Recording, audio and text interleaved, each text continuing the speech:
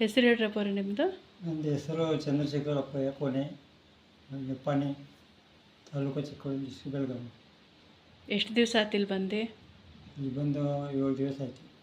ಹಾಂ, ಏನು ತ್ರಾಸಿತ್ತು?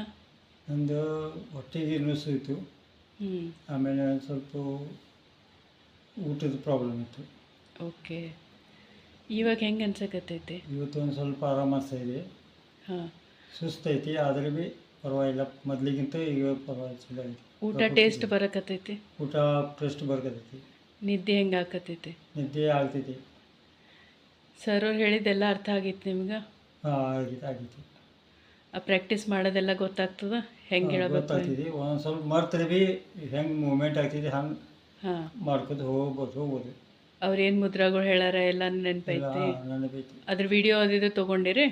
ತಗೊಂಡ, ನಮ್ಮ ಮಗ ತಗೊಂಡ. ಅವ್ರ ಜೊತೆ ಏನು ಪ್ರಾಬ್ಲಮ್ ಇದ್ದರೆ ನಮ್ಮ ಕಡೆ ವಿಡಿಯೋ ನೋಡಿ ಮಾಡ್ಕೊತೀವಿ. ಅಂದ್ರೆ ಮೈ ಹಗುರ ಅನ್ಸಕತ್ತೈತಿ ಈಗ? ಹಾಂ, ಮೈ ಹಗರ ಅನಿಸ್ತೈತಿ, ಒಂದೊಂದು ಸಲ ಸುಸ್ತು ಅನಿಸ್ತೈತಿ. ಆದ್ರೆ ಭೀ ಒಂದು ದಿವಸ ಈ ಹೀಟ್ ಭಾಳ ಐತಿ ಇಲ್ಲಿ, ಹಾಂ, ಅಂತ ಹೇಳಿದ್ರೆ ಸುಸ್ತಾಗ್ತೈತಿ ಮೈ ಅಷ್ಟೇ. ಅಂದರೆ ಈಗ ಊಟ ತಿಂಡಿ ಎಲ್ಲ ಯಾವುದೇ ಔಷಧ ತೊಗೊಳ್ಳಲ್ಲ ಈಗ ನೀವು? ಔಷಧ ಏನೇ ತಗೊಳ್ಳೋಲ್ಲ, ಈಗ ಆರಾಮ್ ಅನ್ಸಕತ್ತೈತಿ? ಆರಾಮ ಅನಿಸ್ತೈತಿ. ಸರಿ, ಥ್ಯಾಂಕ್ ಯು.